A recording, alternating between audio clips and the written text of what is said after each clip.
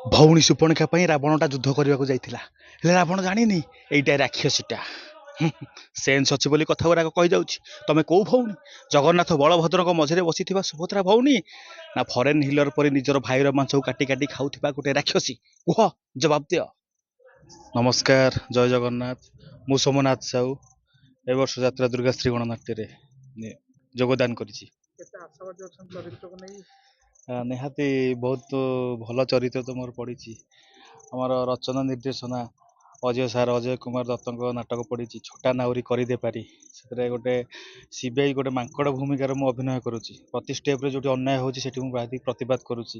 ଲାଷ୍ଟକୁ ଗୋଟେ CBI officer ତାଙ୍କର ଭଲ ଚରିତ୍ରଟେ ମିଳିଛି, ଆଉ ତାକୁ ଲିଭେଇବା ପାଇଁ ମଧ୍ୟ ଚେଷ୍ଟା ଚାଲିଛି। ଆଉ ଏବେ ତ ଆଖଡ଼ା ଆରମ୍ଭ ହଉ ନାଇଁ, ବହୁତ ଭଲ ଲାଗୁଛି, ଭଲ ଅନୁଷ୍ଠାନ।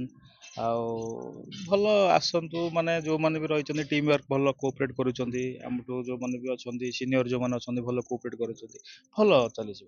ଜୀବନ ମୁଁ ଫାଷ୍ଟ ତ 2 ବର୍ଷ ଥିଲି, ତାପରେ ମଝିରେ ଟିକେ ଗ୍ୟାପ୍ ହେଇଥିଲା, ପୁଣି ଏବେ ଫାଷ୍ଟ ଆରମ୍ଭ ହେଲା 3 ବର୍ଷ। ଫାଷ୍ଟ 2 ବର୍ଷ ଯାଇଥିଲା, 1 ବର୍ଷ। ଦୁର୍ଗାଶ୍ରୀ ଆମର 2ଟା ନୂଆ ନାଟକ ହେଉଛି। ଜୀବନ ସାରଙ୍କର ଗୋଟେ ନାଟକ, ଅଜୟ ସାରଙ୍କ 2ଟା ନୂଆ ନାଟକ, ପ୍ଲସ୍ ପୁରୁଣା ନାଟକ 3 ଖଣ୍ଡ, ଏମିତି 5ଟି ନାଟକ ନେଇକି ମଇଦାନକୁ ଓହ୍ଲଉଛି।